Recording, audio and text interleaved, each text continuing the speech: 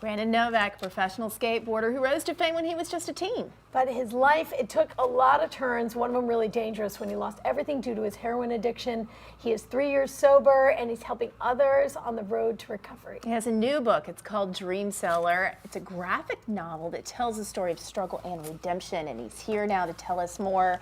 Thanks for coming in. How are you? Thanks for having me. So good. Man, you had it all. You were, right on that edge. You're living in the world of Tony Hawk. Skateboarding is huge. And then what happened?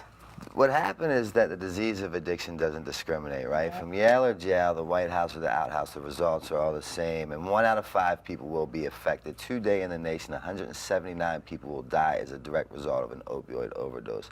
That's worse than Vietnam War. It's worse than the peak of the AIDS outbreak. And the sad thing is that all these deaths are preventable. My mother was a nuclear physicist on the board of Mercy Hospital. My brother is an attorney in the White House, practices pensions and benefits. I'm the first ever skateboarder to be endorsed by Gatorade, traveling with Tony Hawk in those movies, Jackass, broke box office records, New York Times selling author.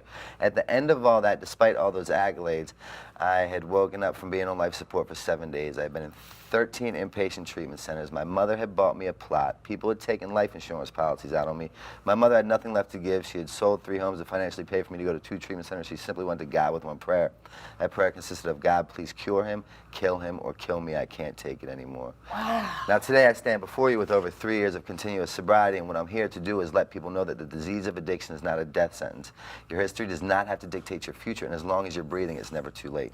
You have these 2 books, 2 of them now, because we highlighted the Yeah. one book, and then the next one is a graphic novel, which is the Brandon Novak Chronicles. Yeah. And there's never been anything like this, and it deals with addiction. Yeah, what I'm trying to do is, because they say, how do we lift the stigma? How do we lift the stigma? Fortunately or unfortunately, depending upon one's perception, the stigma is lifting because the death toll is rising. So what I want to do is just make addiction more of a conversational piece. Like, talk about it at dinner. You know what I mean? Like, talk about it.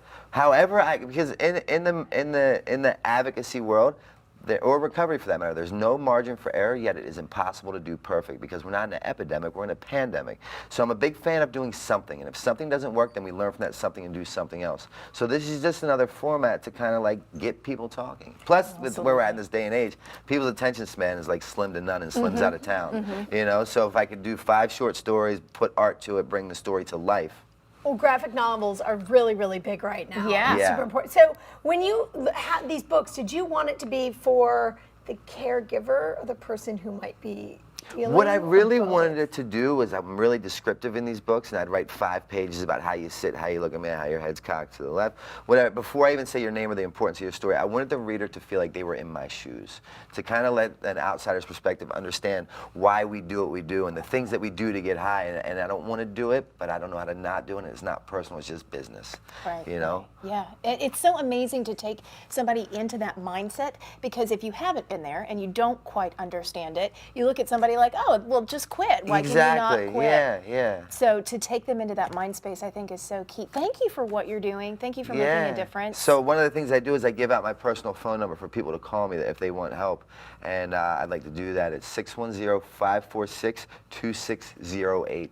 And if anybody wants help, call me, and we'll figure out a way to get them the help that they need and deserve. Amazing. You are really personally into you are. it, Brandon. Thank you so much. Thank you for having me. Brandon's book, Dream Seller. Head to BrandonNovak.com. You can keep up with him on Facebook, and then he just gave the number. Give him a call. Call me, 610-546-2608, please. Thanks for making a difference. Thank you. Thanks for coming in. All right.